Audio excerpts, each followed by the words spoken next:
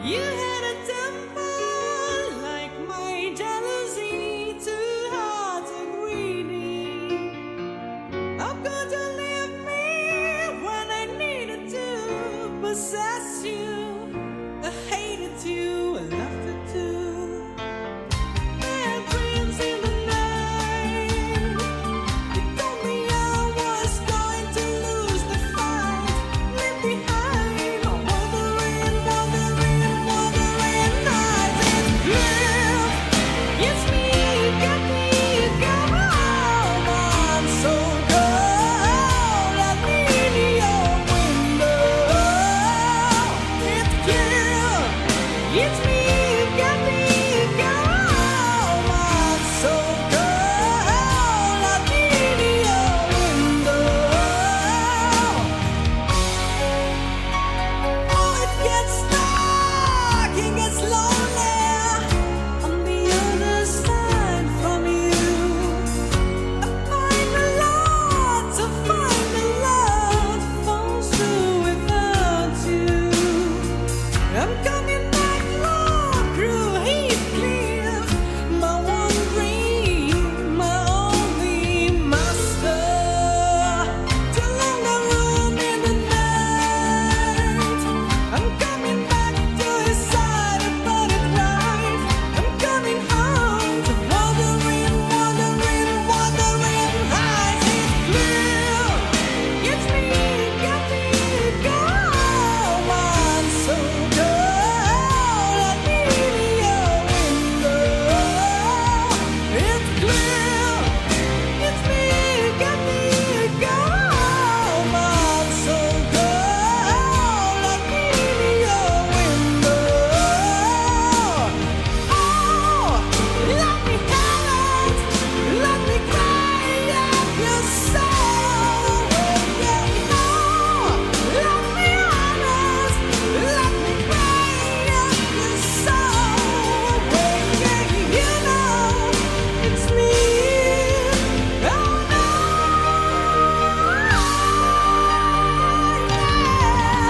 it's clear, it's me, got me, got home. I'm so cold, I need your window.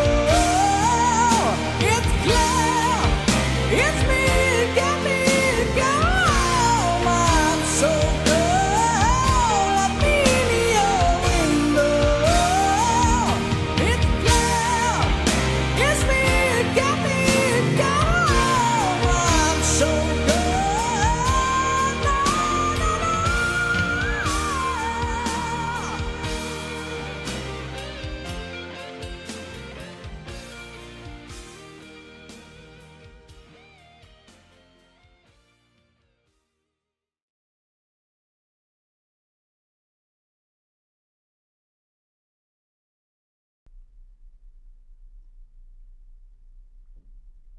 Hope, boa noite a todos. Estamos aqui iniciando mais um Pista Quente Podcast.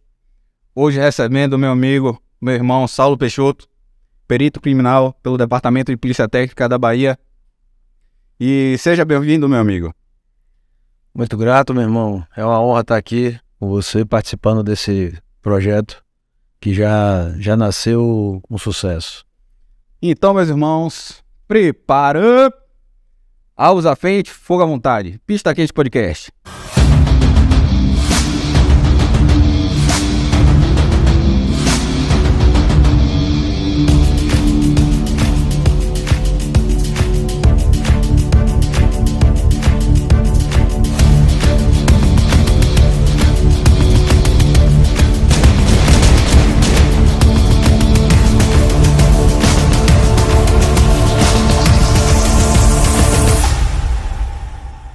Saulo Peixoto, vamos dar início aqui com o nosso quadro Se Apresente, Xerife.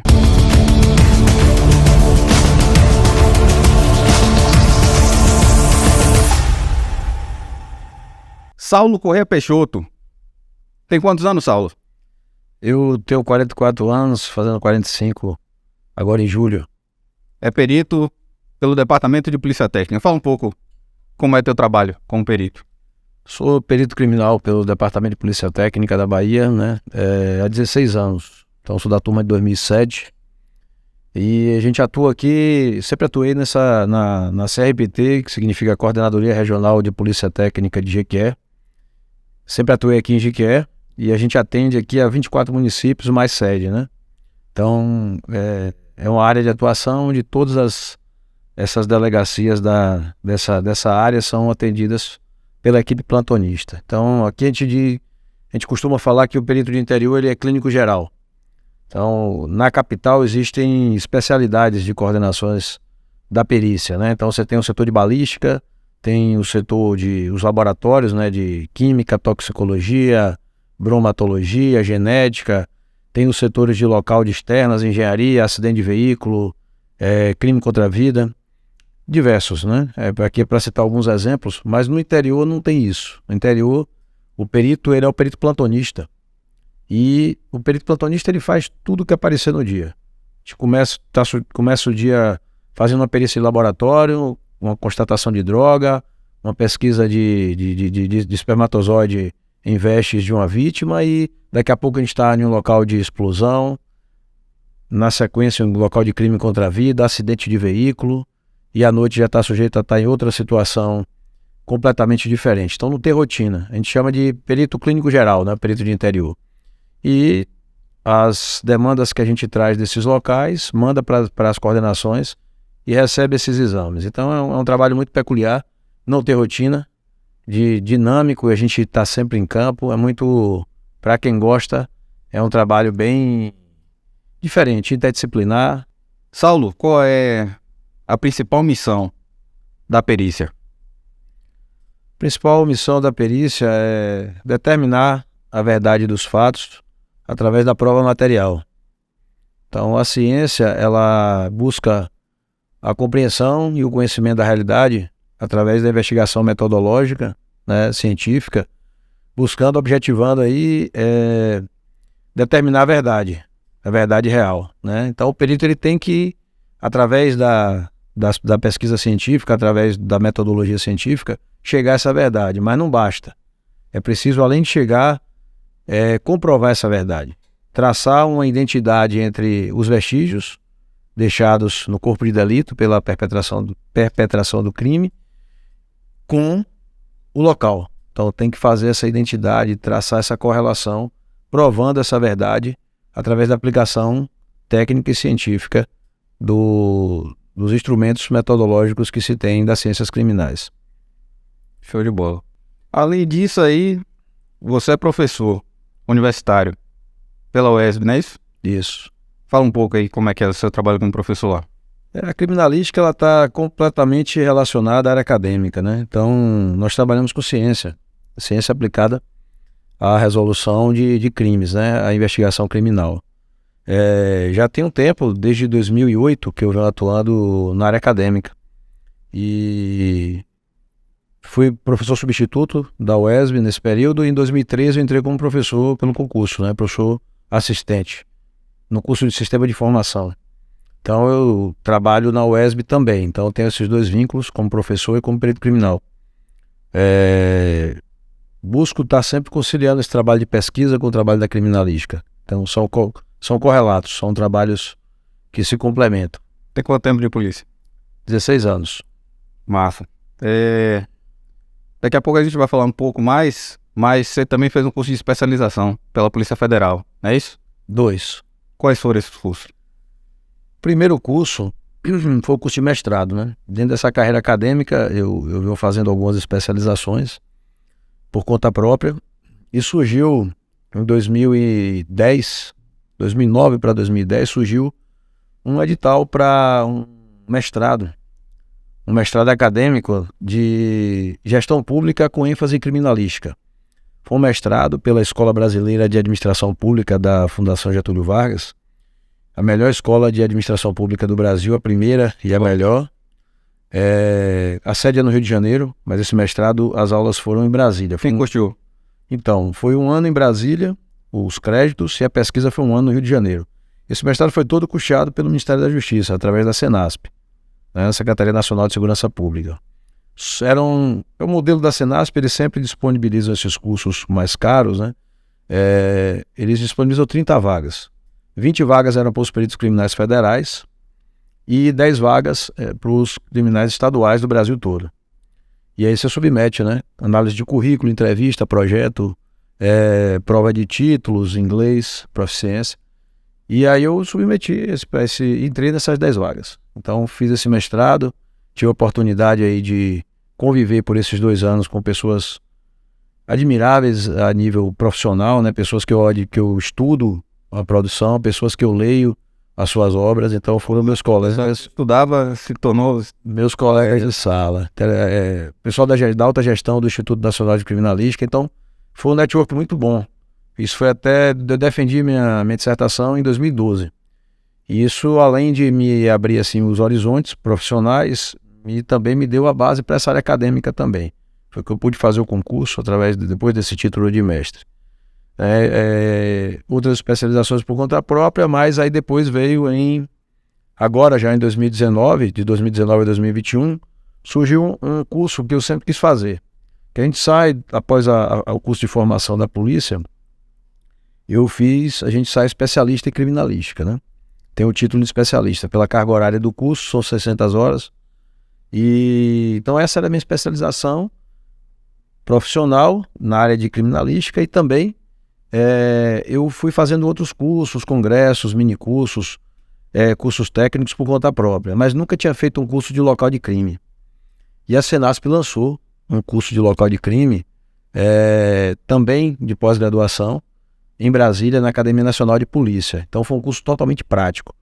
E a gente teve acesso assim, a toda a infraestrutura que tem de tecnologia de excelência a nível mundial. Daqui a pouco a gente fala mais. Aí a gente foi para lá, mas foi nesse mesmo modelo. Vamos entrar nesse assunto que ele é muito interessante. Eu dei uma estudada também para poder conversar contigo e fiquei impressionado com a estrutura técnica do curso. Muito legal. Um dos pilares do Pista Quente Podcast é o empreendedorismo. Porque aqui a gente traz pessoas que possam, com as suas histórias, estar motivando outras pessoas também, principalmente os operadores de segurança pública. E você é uma pessoa que eu tenho como exemplo de empreendedor. Quero que você fale um pouco do seu trabalho com empreendedorismo. Meu trabalho como empreendedorismo, na verdade eu sempre tive essa veia, né? Essa vontade de empreender, estudo isso, gosto. E apesar de ter escolhido direcionar minha vida para carreira pública, né, através de concurso, mas esse bicho carpinteiro aí sempre teve dentro de mim. É uma inquietação, né, para o empreendedorismo, o bicho carpinteiro do empreendedorismo. Então a gente tem sempre vontade de estar fazendo alguma coisa, algum projeto, né? Não tem, mesmo, não é pela questão financeira, isso aí é secundário, é importante, mas é secundário, é mais pela satisfação de estar produzindo algo. Movimentando. Então, eu sempre tive isso. Aí já fiz de muitas coisas, né? Desde promoção de eventos, site de compra coletiva. E me encontrei um pouco mais nessa área de treinamento. Então, eu tive a empresa de consultoria. Sou consultor credenciado do Sebrae. Atualmente eu não estou atuando por falta de tempo. E essa consultoria acabou indo para um lado mais da perícia também. Isso me rendeu credenciamento como perito oficial, que chama de perito de juízo, é um perito oficial dos tribunais, né? Então você se credencia, eles escolhem ali uma lista tríplice e acaba atuando de maneira particular também nos tribunais. Então hoje eu atuo como perito do juízo no Tribunal do Trabalho Federal, aqui de Jiquié, da vara de Jiquié, no Tribunal Regional Federal também, o TRF1, que é a Justiça Federal daqui de Jiquié, e no TJBA também. Então é uma linha também de atuação de empreendedorismo que eu desenvolvo nessa prestação de serviços técnicos, né? Além do CrossFit 73. Aí tem a área esportiva também, né? Que a gente... eu gosto dessa parte, sempre fui praticante de esportes, né? Do jiu-jitsu. E aí comecei a praticar o CrossFit também por conta de lesão do jiu-jitsu. Então eu tinha muita lesão no joelho e busquei algo que pudesse me fortalecer a musculatura de joelho para evitar essas lesões. Aí fui pro CrossFit. No início lá só tinha Fabão, né, e Danilo. Então nós fomos para lá e aí fiz muita amizade, comecei a praticar aquilo. eu comecei a gostar, né? É dinâmico, os treinos eles não têm, não é bem diferente de uma academia, né? Você tem metas, tem uma competitividade com os seus próprios resultados, com os resultados das pessoas que estão treinando, então aquilo me cativou, eu comecei a competir. E aí também nessas competições aí vieram alguns resultados, a gente começou a gostar e surgiu a oportunidade de, junto com alguns amigos, montar um espaço, né? Então eu fiz o estudo de mercado, a gente montou a 73, que tá inteirando agora 6 anos, né? Fez esse ano 6 anos. Já? Já. E aí vem dando certo, né? Então é um lugar que a gente tem lá para fazer amigo, né? Um lugar legal, um ambiente saudável, de prática de esporte, de saúde. É mais uma realização, assim, desse movimento empreendedor. Massa, bom tá falando isso daí para as pessoas te conhecerem um pouco mais. Tem gente, eu tenho certeza, que tá assistindo o programa agora que não sabia da metade disso daí. Uma frase que te representa. Mas é difícil, assim, uma frase para representar, né? Uma trajetória, né? Eu gosto de muitas frases, tem muitas frases que eu vejo muita sabedoria que eu tenho, assim, como referência na minha vida. Tem uma que eu escolhi, né, para falar aqui, que é uma frase de Epíteto, né? Diz assim: é impossível alguém começar a aprender algo que pensa que sabe. Então essa frase, na verdade, ela é um ritual para mim, para eu estar colocando sempre como um alerta, né? Para estar buscando me colocar nesse lugar de aprendiz, não sair dele, né? Sempre me despir, assim, de qualquer tipo de vaidade intelectual, de achar que eu sei, né? De estar aprendendo com as pessoas em todas as situações, buscar sempre tirar um proveito e o aprendizado. Então tá sempre querendo aprender, né? Buscando desenvolver humildade, desenvolver essa vontade de querer saber mais das coisas e não achar que somente a gente pode aprender dentro de uma sala de aula. A gente aprende com todo mundo, a todo momento. Show de bola. Então, galera, segue a gente, segue lá no canal do YouTube, Pista Quente Podcast, marca lá, ativa o sininho, compartilha o vídeo para outras pessoas também, para a gente seguir avançando com o nosso quadro Pista Quente Podcast.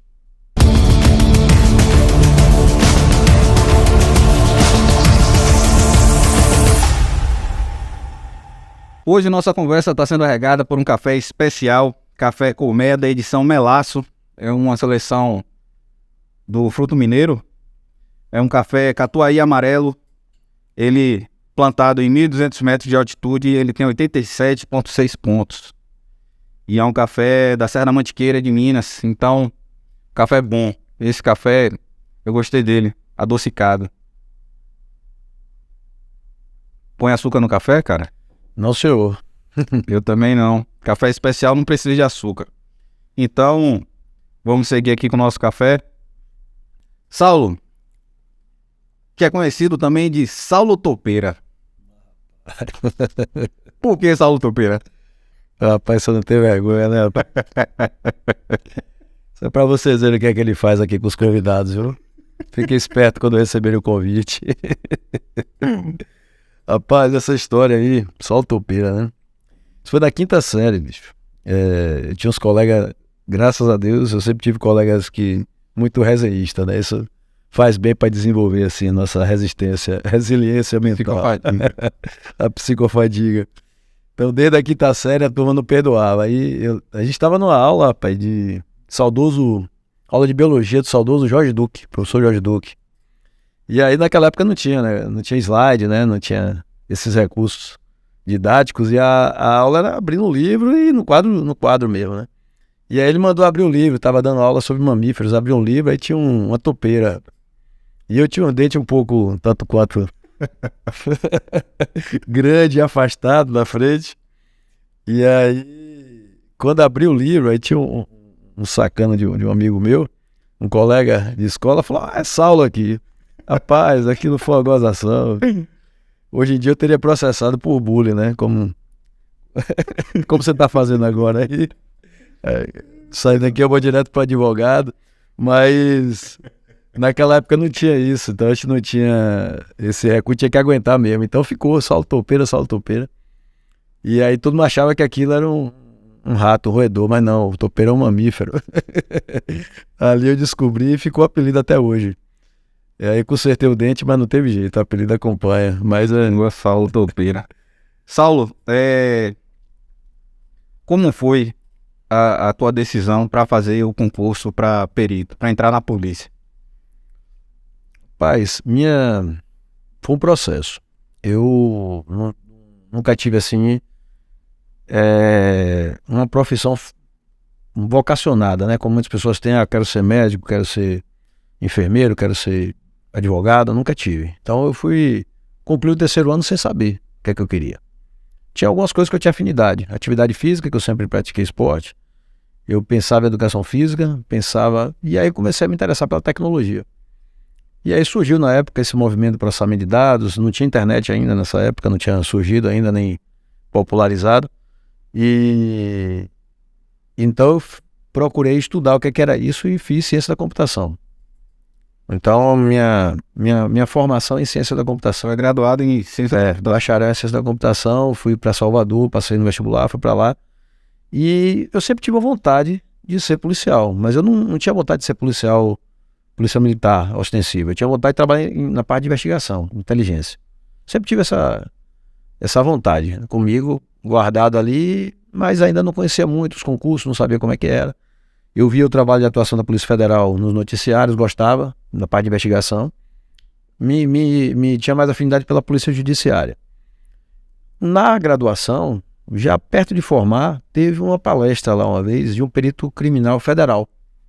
Então ele foi falar sobre computação forense, investigação computacional, né? E aí ele era perito criminal concursado, né? Então eu me interessei, me encantei por aquela área, né? E aí comecei a despertar. No final da palestra eu conversei com ele e ele me falou quanto é que ganhava o perito criminal. Aí eu me interessei mais ainda. Falei, não, eu quero ser isso aí. E fiquei com aquilo na cabeça. Bom, formei, fiz especialização, fui trabalhar, fui promovido para uma multinacional em São Paulo, fui morar em São Paulo. E em São Paulo eu passei 4 anos, assim, profissionalmente fui muito bem sucedido, né? Estava na carreira executiva, Estava onde lá? na grande multinacional na Ford. Trabalhei a princípio em Camaçari, depois fui para o corporativo, para a fábrica de bancos lá. Trabalhei no corporativo, gerenciei um setor, fui diretor de informática. E estava numa carreira executiva assim em ascensão, ganhando muito bem na época. Viajava muito. E nesse período eu comecei a me questionar algumas coisas. Eu não estava feliz com o que eu estava fazendo. Trabalhava muito, não via muito sentido no meu trabalho. Não via assim um resultado social. Eu sempre quis assim ter uma motivação para além do financeiro, né? Do que eu fazia. E aí comecei a desenvolver assim alguns sintomas. Comecei a ter insônia, comecei a ficar infeliz, um processo meio de depressibilidade, assim, fiquei um pouco triste e fui desenvolvendo isso e aquilo não estava fazendo bem. Aí fui amadurecendo essa ideia e resolvi vir embora, larguei tudo, juntei dinheiro e vim embora. Estava sentindo muita saudade de meus pais, dos amigos, né? O ritmo de São Paulo é diferente. Então as pessoas são mais frias, as relações são mais superficiais, então eu não consegui me acostumar muito com aquilo. Nesses 4 anos aí, eu juntei uma grana e vim embora. Conversei com o diretor que eu tinha, deu um tempo lá para preparar outra pessoa e fiz um pé de meia para ficar 2 anos estudando para concurso. Nessa época eu queria o que tivesse, né? Pensei em Polícia Federal, pensei em auditor fiscal. E quando eu vim para Jequié, comecei a estudar com esse dinheiro. Já tinha família, tinha Um processo de estudo aqui em Jequié? aqui em Jequié. Eu tinha uma filha já, né? Malu já tinha nascido, tinha 2 anos. E aí eu vim, comecei a estudar. E assim, aí eu recebi Beijo, Malu. recebi um convite de uma colega que formou comigo, que ela estava com um contrato da Secretaria da Fazenda. E ela me ligou pedindo para eu conseguir alguém para trabalhar na Secretaria da Fazenda de Jequié, porque era o contrato que ela tinha lá em Salvador pela Unitec. E aí eu falei, rapaz, sou eu mesmo. Ela falou, não, mas como assim você não está em São Paulo, sua formação, você já está em outro nível de trabalho? Eu falei, não, eu estou estudando assim, quero passar um tempo aí. Fui lá, vi que dava para conciliar com o estudo, né? Então, era um ambiente pequeno, a gente automatizou tudo e eu consegui estudar com acesso a... Nessa época já tinha internet, foi depois de formado. Então, com acesso à internet, link de alta velocidade, então eu consegui estudar e conciliar. E aí eu ficava estudando no trabalho. À noite também tinha acabado de surgir essas aulas online, né? Era por stream na época, LFG. Tinha um curso ali na Avenida Rio Branco, de Lucas. E aí esse curso da LFG era uma franquia. Eu comecei a estudar para auditor fiscal. E aí a gente matou os direitos, né? O auditor fiscal tem uma carga horária de direito grande, né? Então, o edital é amplo. Direito tributário, direito administrativo, constitucional. Só não tinha visto penal, o processo penal. E aí, nesse meio tempo, surgiu o edital para auditor fiscal, para técnico também. Surgiu o edital para perito criminal, estadual. E aí, quando eu vi aquilo ali, falei, pô, é agora, né? É a profissão que eu sempre quis e tem o concurso está aberto. Saiu o edital, eu vou estudar para fazer. Já vinha estudando para auditor. E aí eu estudei para as duas coisas. Eu peguei por fora, né? Como o edital de perito ele é muito amplo. Então ele tem... se você pegar, a matriz curricular de vários cursos. De física, de matemática, de química, de informática. Então eu falei, pai, como é que eu vou fazer? Não tem condição de estudar isso tudo. Aí eu pensei, vou estudar, tenho que fechar as questões da minha área, vou estudar o direito, vou matar o direito aqui, tentar fechar o direito. E eu peguei o edital e saí estudando por conta própria. Tinha um professor de química, eu pedi a ele para ler o edital comigo e a gente fazia algumas aulas. Marconi Gargano, na época, estava estudando para concurso também, engenheiro. E aí me deu uma força. A gente foi matando o edital e foi falando algumas coisas bem superficialmente. Com isso aí... Vai passar? 6 meses. 6 meses? 6 meses. Com isso aí chegou a forma intensivão. Eu estudava 9 horas por dia, 8, 9 horas por dia. E ainda tinha o curso à noite. Como eu digo assim, para passar num concurso, para conquistar um objetivo grande, tem que sair do lugar, tem que fazer um movimento. Tem que fazer um movimento porque essa conversa de que passa na sorte... É difícil. Cada vez mais difícil. É difícil. Não é impossível, mas... A não ser Linhares.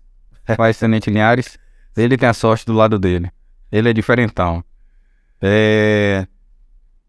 Pois é, aí nesse movimento acabei conseguindo fazer essas questões, né? Fiz o concurso, aí na mesma época eu passei para perito criminal, passei para o Banco Central também e para o INCRA, tudo ao mesmo tempo, no mesmo período. E o que eu queria, que era auditor fiscal também, coincidiu que o dia da prova foi o dia do nascimento do meu filho, meu segundo filho, de Luca. E aí eu não fui para a prova, fui ver o nascimento do meu filho. E foi a melhor coisa que eu fiz, porque hoje, se eu fosse auditor fiscal, eu seria infeliz.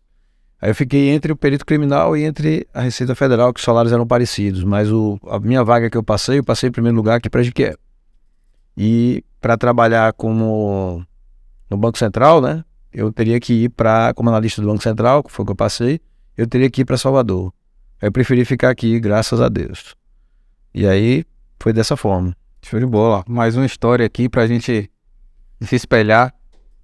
Um vencedor. Diego Ribeiro, ele foi conhecer o stand de tiro indoor Parabellum. É um verdadeiro parque de diversões para os operadores de segurança pública. Vá lá com o Diego Ribeiro para ver como foi essa visita ao Parabellum.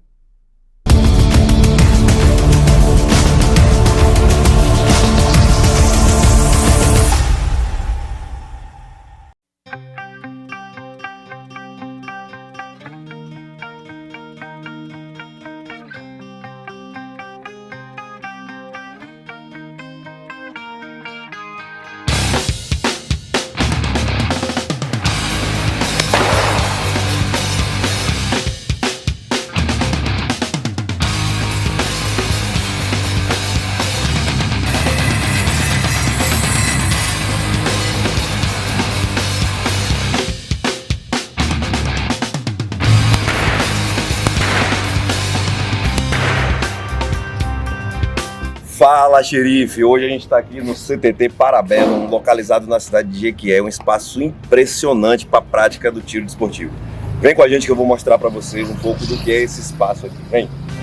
Software version 7.0. Looking at life through the eyes of a tire hub. Aqui na CTT Parabellum também são oferecidos cursos de tiro e serviço de despachante de toda a documentação necessária para você que quer se tornar um caçador, atirador esportivo ou colecionador. Bem como o mesmo serviço de despachante para quem deseja adquirir uma arma de fogo após tirar o seu CR. Aqui eles contam com espaços para aulas práticas, teóricas, além de uma loja de conveniência bem legal com produtos voltados para os praticantes de tiro esportivo e também disponibilizam uma grande variedade de armamentos dos mais diversos calibres para uso por parte dos seus associados. O espaço também conta com uma área de convivência bem legal, onde você pode sentar para bater um papo com seus amigos enquanto aguarda sua vez de descer para atirar. E é claro que não podia faltar um café, né?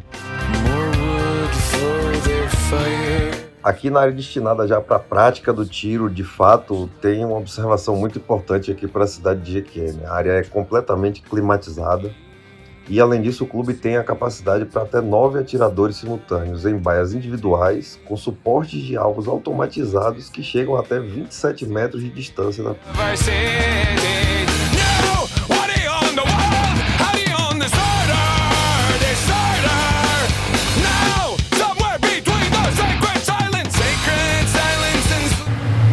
pista quente, fogo à vontade.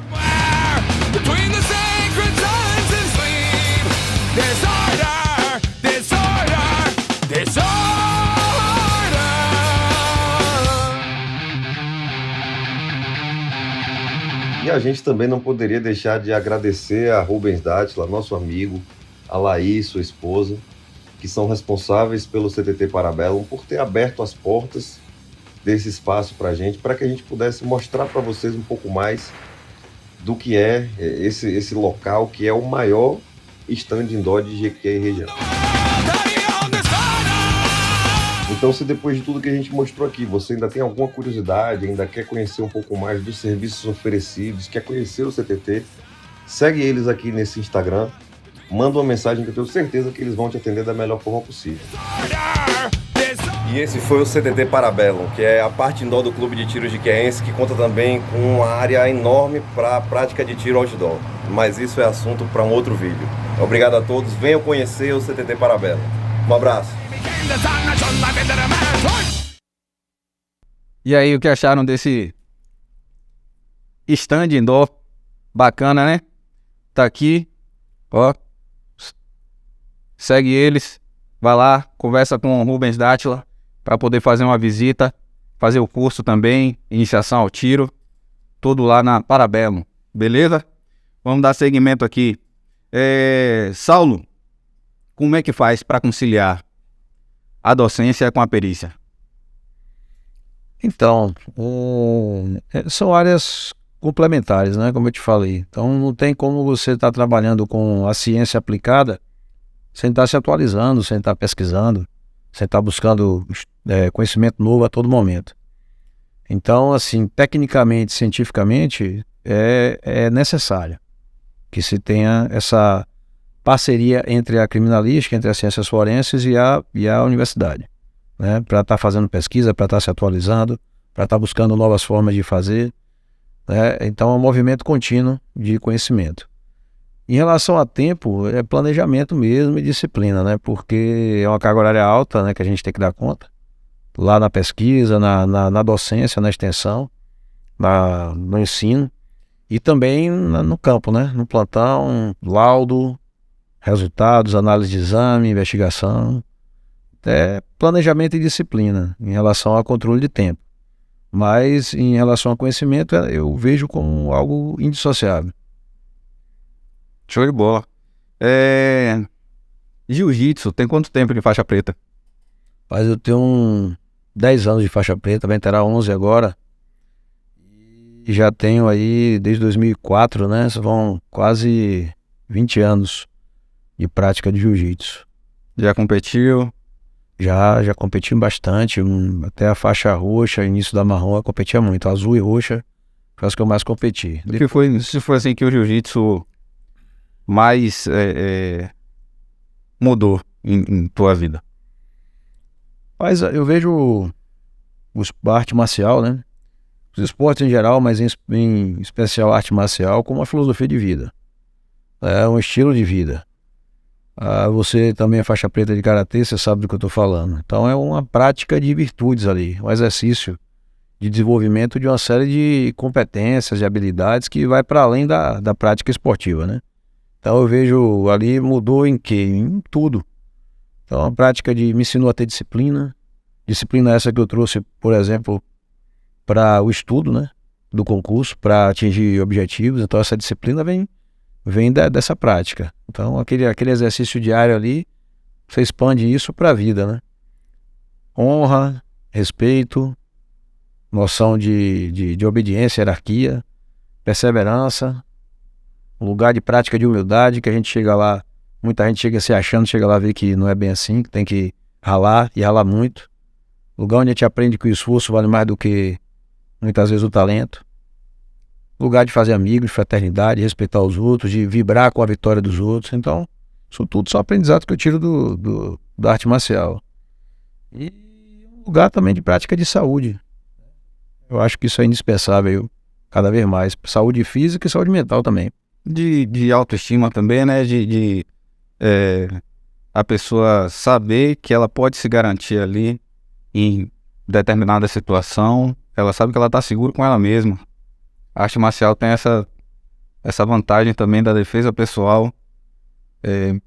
Estou falando isso principalmente voltado para a nossa profissão, para os operadores de segurança pública. É muito importante estar treinando alguma coisa. Volta e meia a gente vê na internet algumas ocorrências que se o operador ele souber arte marcial ali, ele pode estar evitando um aumento na ocorrência, tanto para o lado dele quanto para o lado do agressor. Com certeza. Esse conhecimento técnico aí evita um tanto de barberagens aí que a gente vê acontecer, né? E dá segurança também, dá calma, tranquilidade para o momento de uma atuação. Você falou de um assunto interessante da autoestima, rapaz. Nós temos alguns casos aí que eu presenciei, pessoas que têm uma superação de vida. Eu conheço 2 faixas pretas que são exemplos para mim. Um deles é cego, tem cegueira total. E faixa preta, competidor, professor, tem sua academia. E o jiu-jitsu é a profissão dele. O outro é uma pessoa que tem um grau altíssimo de autismo.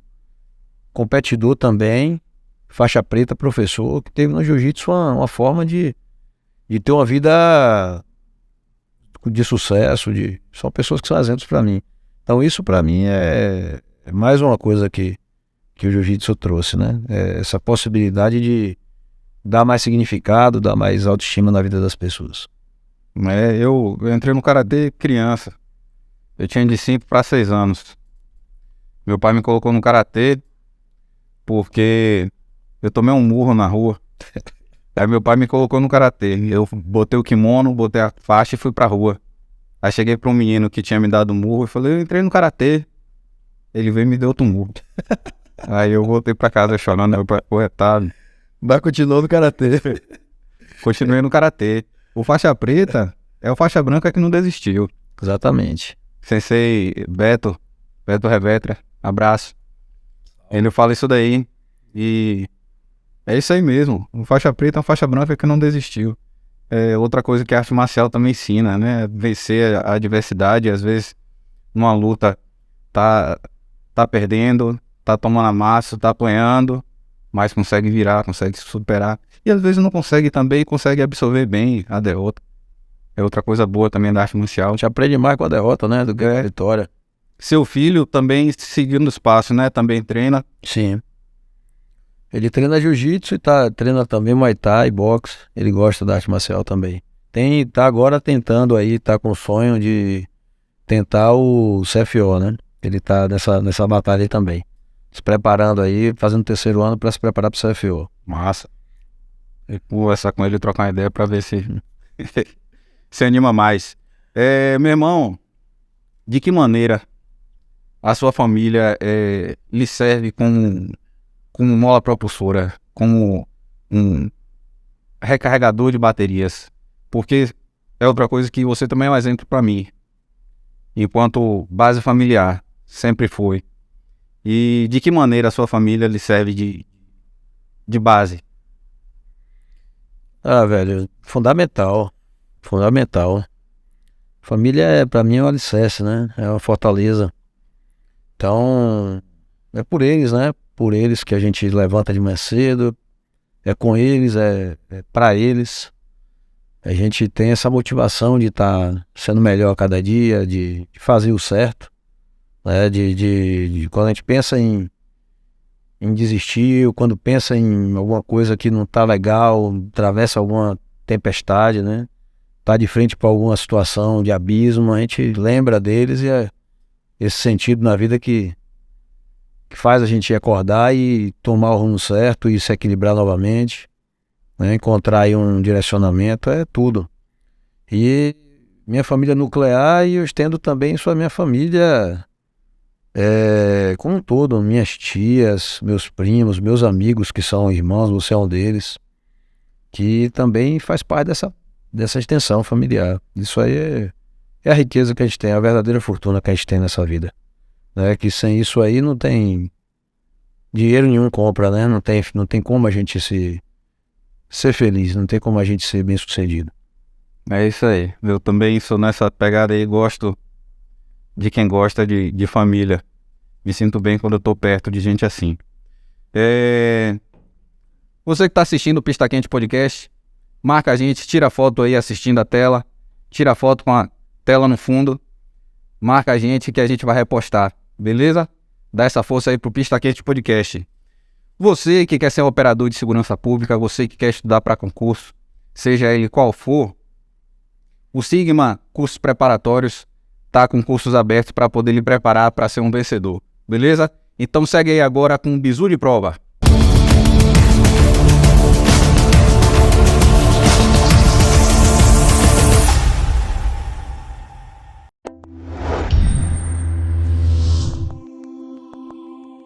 Fala galera que está assistindo o podcast Pista Quente, sou o professor Ailan do Sigma Cursos Preparatórios. A dica de hoje é de direito penal. Vamos lá, turma! Galera, o pacote anticrime, a Lei 13.964, ela alterou a Lei de Crimes Hediondos e também o Código Penal em relação ao roubo praticado mediante o uso de arma de fogo. O que mudou, professor? Galera, não interessa se o indivíduo rouba mediante o uso de arma de fogo de uso permitido ou mediante o uso de arma de fogo de uso restrito ou proibido, passou a ser considerado crime hediondo. Ou seja, não faz mais diferença. Roubou com arma de fogo, seja de uso permitido, restrito ou proibido, agora é crime hediondo por força do pacote anticrime. E essa super dica vai cair em tua prova. Estude com quem entende, seja Sigma você também. Valeu, galera!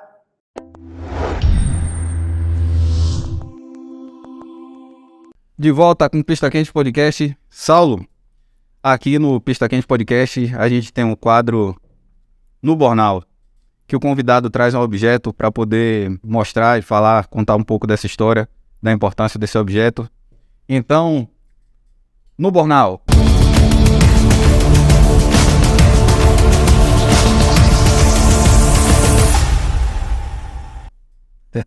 Cadê o objeto? Tá aí?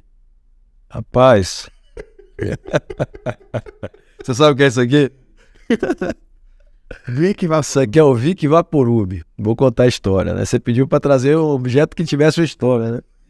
Eu trouxe dois. Vou contar esse aqui do Vic Vaporub, que é o seguinte.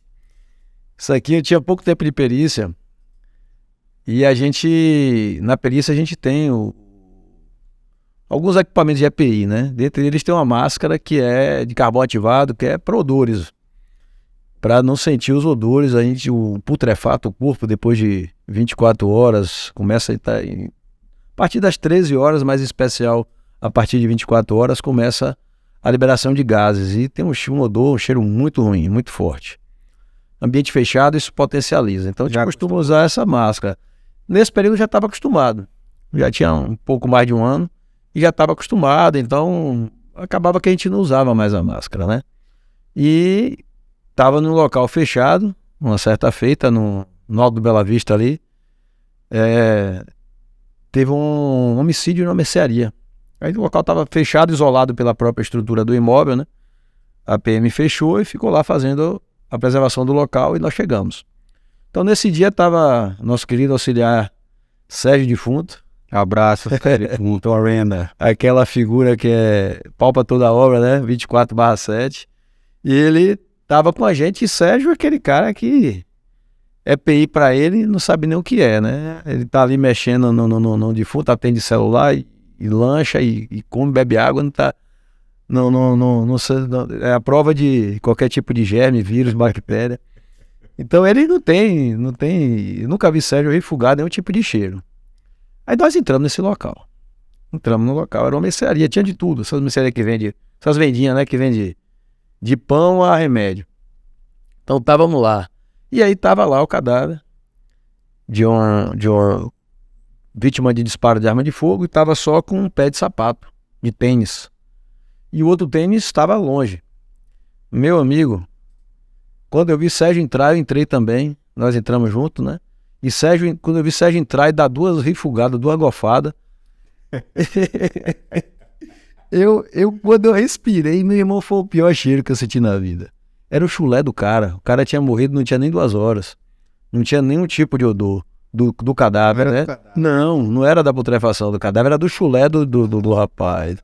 Meu irmão, foi uma situação. E Sérgio não conseguia ficar e gofava. Eu falei, o que é que eu vou fazer? E eu pior ainda. Então foi uma situação. E olha que a gente já entrou em cabine de caminhão com cadáver de 4 dias, em local fechado, exposto ao sol. Um cheiro muito forte. E nunca tinha acontecido aquilo, mas esse chulé foi campeão. E o Vitor? Então, aí na mercearia eu não tinha o que fazer. Quando eu catei a máscara, não tinha máscara. A gente tinha deixado num departamento, não tínhamos levado, porque já não era mais hábito de usar. E aí eu procurei de um lado, procurei do outro, eu vi no meio dos remédios, tinha um Vic Vaporub. E aí eu peguei esse Vic, taquei no nariz, coloquei Vic no nariz e só senti o cheiro do Vic, ardia, mas era melhor do que o cheiro. Eu acho que não haverá mais ninguém que vai trazer Vic Vaporub como objeto de Nobornal. E aí Sérgio pegou o Vic, passou no nariz também e conseguimos fazer a perícia com esse Vic. De lá pra cá, ele tá no meu bornal, não sai do bornal, tá lá. Porque quando a gente tá em local aberto, a gente já sabe, né? A gente até fica contra o vento e deixa, às vezes coloca até o cadáver numa direção que o vento jogue pra multidão, pra dispersar a multidão, porque não fica um. Mas a gente acostumou. Agora esse cheiro foi diferente. Então esse é um objeto. E o segundo é essa camisa aqui, que aqui é meu reconhecimento, né? Essa camisa é uma camisa da Academia Nacional de Polícia, desse primeiro curso de especialização em local de crime. Foi o primeiro curso da Cibenasp, eu fui da primeira turma, e foi um lugar assim que me deixou grandes amigos, que me trouxe grandes amigos, onde me deixou muita saudade desse curso.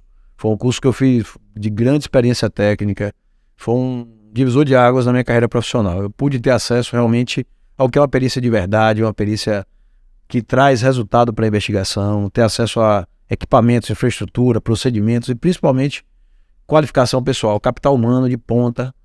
E fiz grandes amigos, onde até hoje eu consigo tirar dúvidas, a gente tem uma relação. Então esses amigos da Polícia Federal e da Polícia de todos os estados, né? Então tive acesso a peritos de todos os estados do Brasil.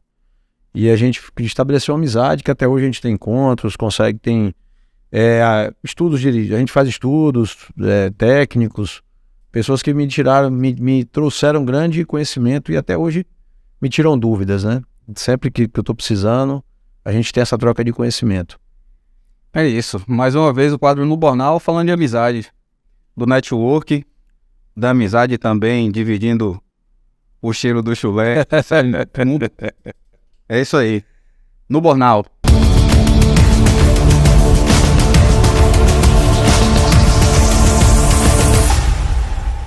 Eu abri uma caixinha de pergunta no Instagram, Pista Quente Podcast, sigam, Pista Quente Podcast. E Emily Agostinho, ela fez uma pergunta, qual a parte mais difícil em ser perito? Parte mais difícil? Pergunta difícil porque para mim é tudo fácil. Eu gosto, eu tenho paixão, eu tenho amor pela perícia, então eu não vejo dificuldade assim. Vou falar assim, o que é mais difícil para as pessoas, né? Então é o que eu costumo ouvir. As pessoas têm dificuldade com lidar com com as cenas, né, de crime, com as situações que a gente é exposto no trabalho, as coisas que a gente vê. Então a gente está todo momento ali vendo o que tem de mais sombrio do ser humano. Então são cenas realmente muito fortes. Como eu falei aqui, deu exemplo de cadáveres putrefatos, cenas de todo tipo de violência que você possa imaginar. Então tem gente que sente isso aí. Eu gosto disso aí. Eu gosto, então me acostumei fácil e trabalho com isso tranquilamente. Para mim, assim, o que tem de mais difícil é acordar de madrugada para fazer perícia, né? O plantão. Mas isso também não é dificuldade, assim, que não é bom acordar de madrugada, você está naquele sono bom e tem que acordar, levantar, colocar a farda e sair para trabalhar no plantão. Então o plantão é 24 horas, né? Para quem está aqui no interior é 24 horas. Para quem está externa também, na capital é 24 horas também. Então tem essa prontidão que você tem que estar, tem que ter disposição para trabalhar a qualquer hora. Isso é uma dificuldade também. Para mim o mais difícil é acordar de madrugada, mas isso para a maioria, a dificuldade mesmo é lidar com essas situações, com essas cenas, com a responsabilidade do local, com a responsabilidade muitas vezes de coordenação de diversas equipes ali. Tem polícia militar, tem polícia civil, polícia rodoviária federal, às vezes pessoas, próprio Ministério Público que está numa reprodução simulada, imprensa. Então você está ali, você é o maestro de toda aquela situação ali, tem que coordenar toda aquela atuação. Bombeiro, então liberar pista muitas vezes, fechar pista de uma rodovia de alto fluxo. Então tudo isso faz parte do trabalho, mas eu não encaro isso como dificuldade, eu gosto. Mas são só dificuldades do trabalho. Um seguidor também que não pediu para não ser identificado, ele perguntou se tem como camuflar o exame de pólvora combusta. Camuflar o exame de pólvora combusta. Mano. Pista quente, pouca à vontade. Não pode estar ensinando aqui o que não burlar a prova material. Veja só, se a pessoa tiver de luva, né, ou se lavar a mão com determinados produtos químicos, depois, na sequência, vai eliminar alguns vestígios. Contudo, existem exames cada vez mais específicos, mais sensíveis, né? Tem um exame chamado MEV, que é um equipamento de microscopia eletrônica de varredura. Ele consegue, mesmo com a roupa lavada, consegue identificar, a gente, através de stubs, que são técnicas de coleta, a gente consegue identificar, né? Então tem diversos outros vestígios também que chegam à materialização de um fato, né? Então a gente está aqui para ensinar o que é que deve ser feito, não o que é que não deve ser feito, né? Mas também a respeito da microcomparação balística. Sim. Qual a pergunta? De que maneira que você consegue identificar? Quando se forja o cano de uma arma, aquele material, aquele metal, ele cria ranhuras específicas que são características, são propriedades químicas e físicas do próprio material. E quando se faz as raias, né, o raiamento do cano da arma, que serve para dar direção e estabilidade, né, ao projétil. Então, quando forja aquele cano, essas micro-ranhuras, elas são como impressão digital. Não tem nenhum cano igual ao outro. Ele tem características físicas ali que são individuais de cada cano. Com essa propriedade, e você sabe que os projéteis, ele é maior do que o cano. Ele tem um diâmetro um pouco maior, que é justamente para quando ele passar, como ele é deformável, quando ele passa nesse cano pela pressão dos gases, pela alta pressão dos gases, ele vai sendo moldado no cano e cria esse raiamento cria impressões, né, de impressões de cheios e vazados ali. Então esse cano, quando o projétil vai passando, esse cano vai moldando e cria uma tatuagem, digamos assim, naquele metal do projétil. Comparando o cano com o projétil, com essas ranhuras, esse raiamento, a gente consegue chegar a uma individualização. Não tem um cano que produza igual ao outro, esses raiamentos. É como impressão digital, é como a voz humana, é como o material genético. É individual, você consegue individualizar uma pessoa com 99,9999% de precisão, né? Não é 100, nada é 100%, mas a margem de falso positivo é muito pequena, é irrisória. Então a gente pode dizer que é 100% na prática. Hoje o Departamento de Polícia Técnica ele tem um banco de dados, né, de microcomparação. Ele tem alguns bancos de dados, o de microcomparação, um deles é o IBIS.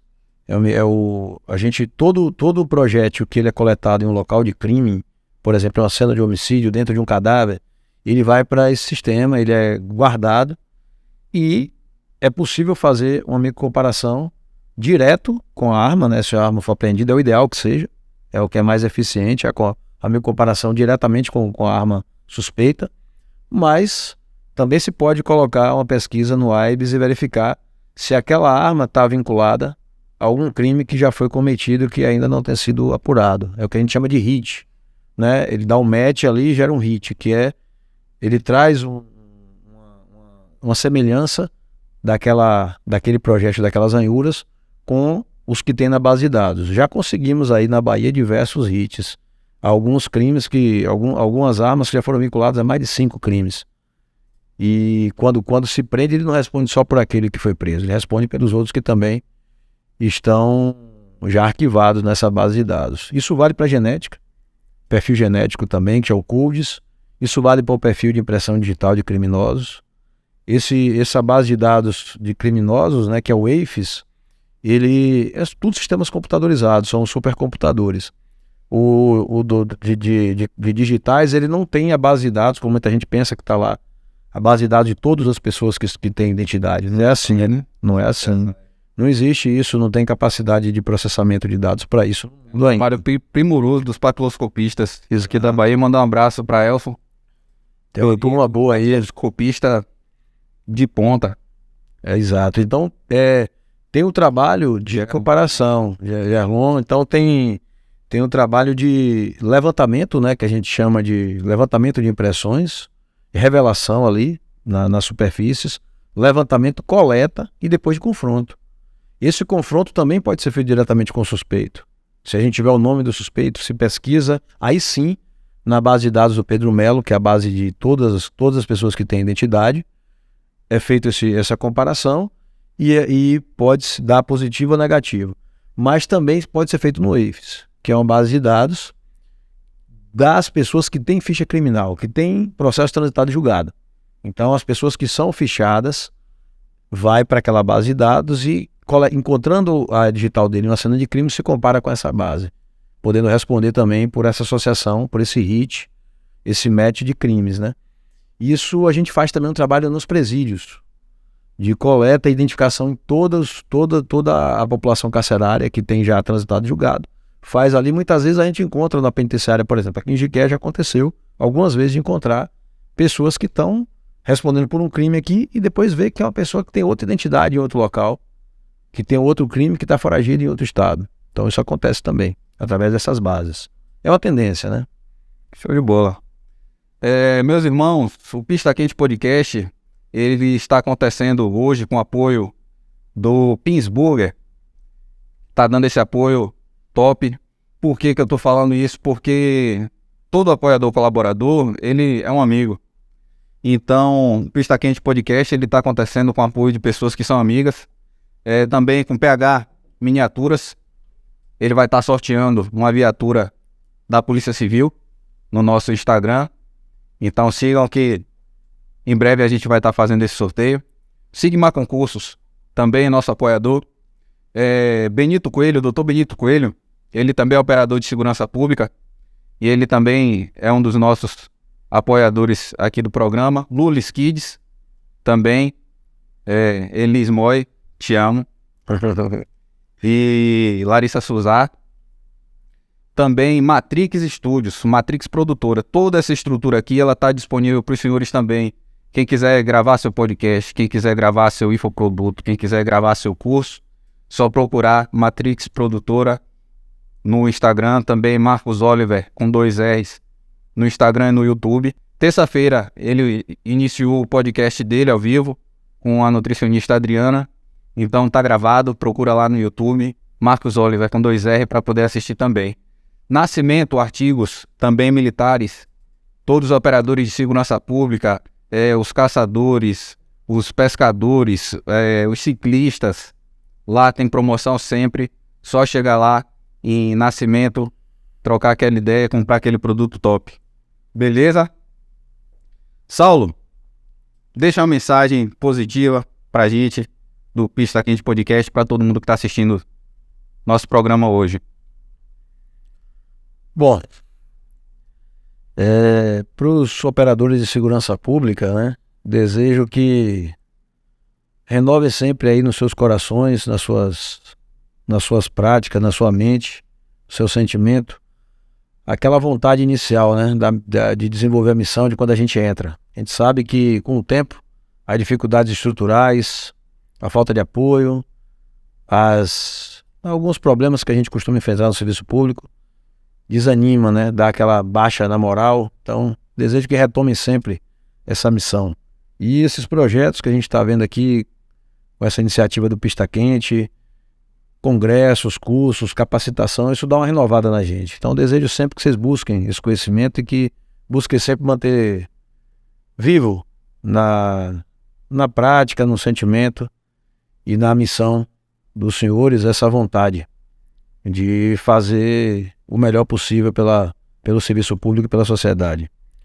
Para aqueles que estão se preparando aí, para que tem esse sonho de entrar na segurança pública, né, de prestar concurso, de ocupar uma vaga aí nesse nobre rol de profissionais, eu desejo que tenha perseverança. Todos que... Nunca vi ninguém estudar e não passar. Todos que estudam, passam.